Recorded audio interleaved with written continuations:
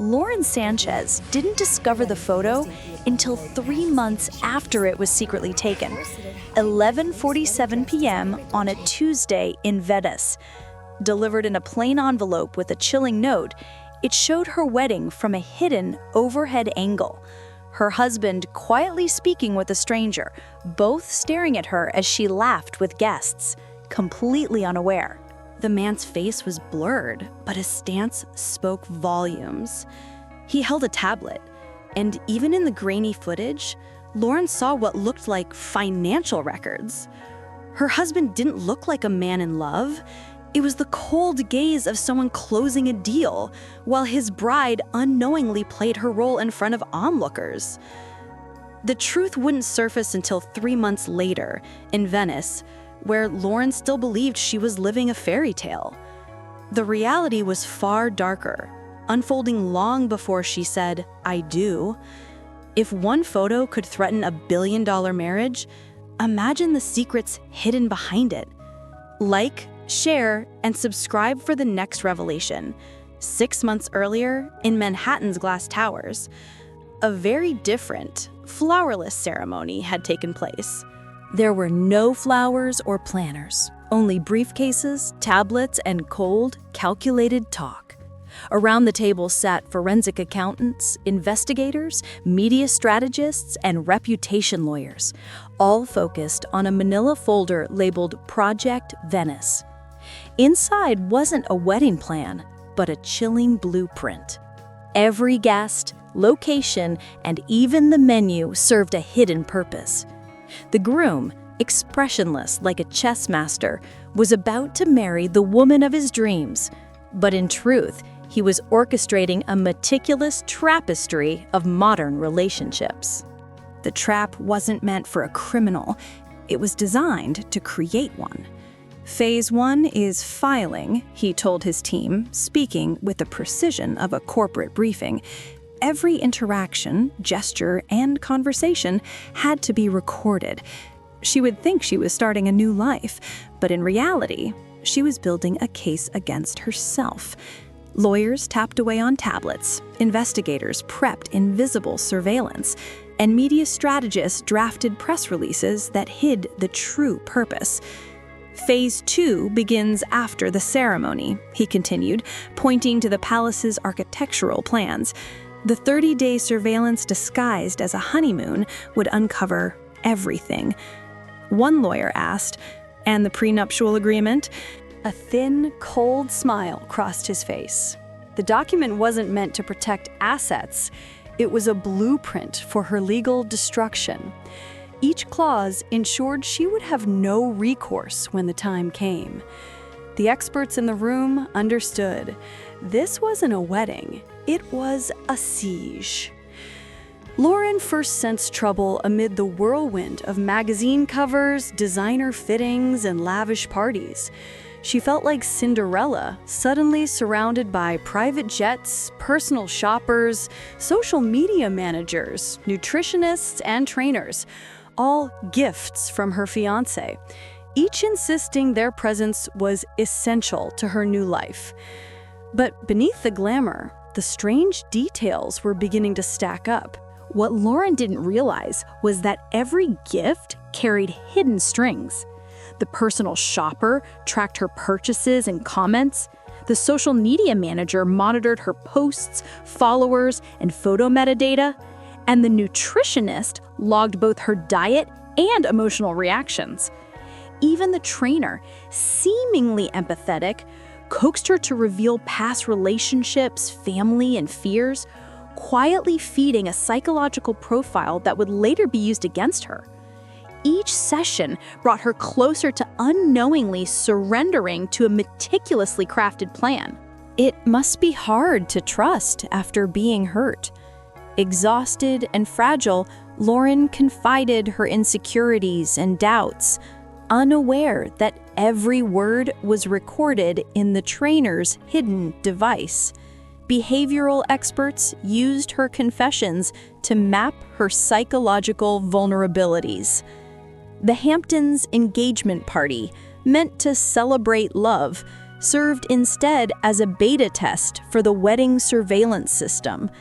Guests mingled on manicured lawns, oblivious to hidden cameras capturing every gesture and conversation, while even the guest list had been chosen with precise, calculated intent. Old friends weren't invited for nostalgia. They were tools to lower her guard, while business associates observed her in professional settings. Media personalities were planted to provoke quotable moments. "She looks different," a friend remarked. Unaware, a hidden mic captured the comment for a report titled "Subject: Behavioral Patterns During the Socialization Phase." Analysts interpreted normal behavior as deception, strengthening the case against her.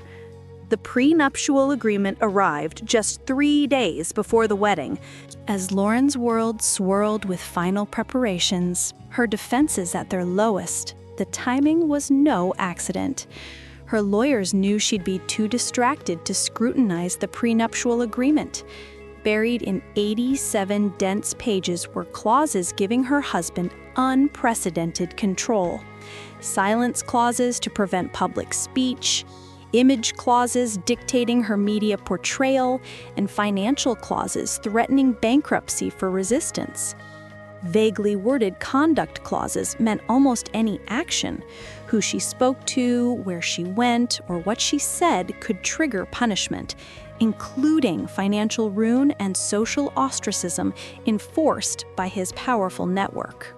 Lauren signed the papers in her bridal suite, surrounded by flowers and champagne, believing it was the final step to happiness, unaware she was signing her own death warrant. Venice wasn't chosen for romance, but for surveillance. The historic palazzo, secretly purchased 6 months earlier, was rigged with hidden cameras in chandeliers and artwork, directional microphones, and underground fiber optic cables feeding a central monitoring station in the wine cellar. The 300 guests, including Hollywood stars, were unwitting participants in a psychological experiment, providing distraction while every detail of her wedding and interactions was secretly recorded. Politicians and business leaders acted as witnesses, adding credibility, while family and friends were positioned to provoke emotional responses from Lauren, all meticulously recorded. The ceremony was staged with military precision, her spot at the altar optimized for cameras, the master of ceremonies selected for sound compatibility, and even the music chosen to mask hidden microphones.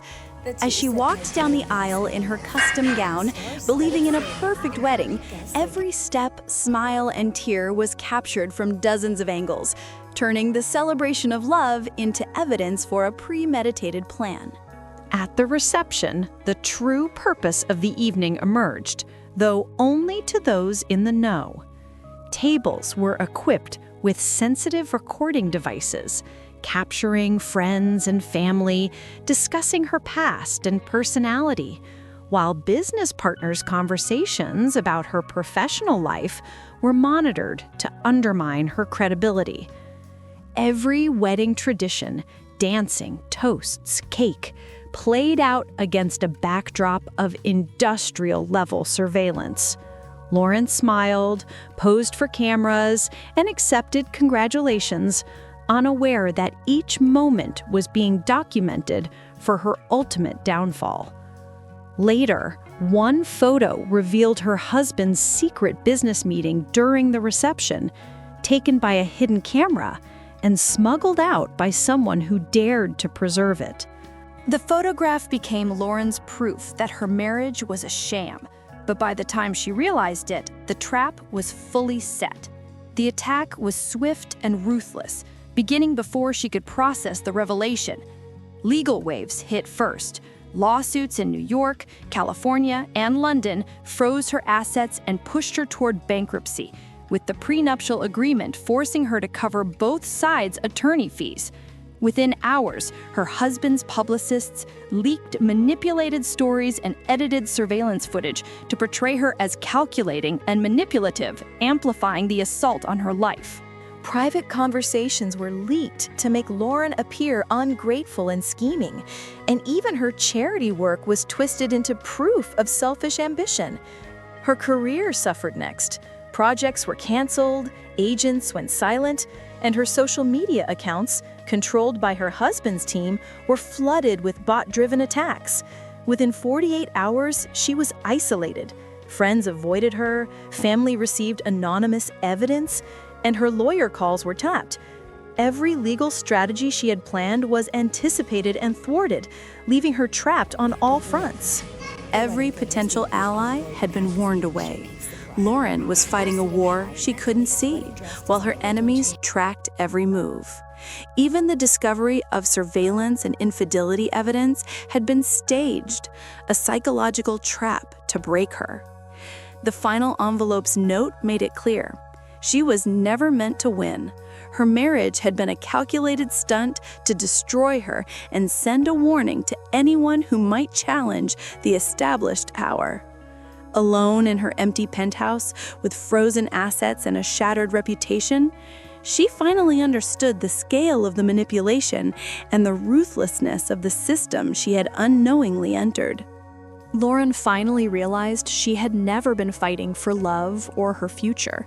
She had been cast as the villain in a story designed to protect a world where absolute power has no consequences.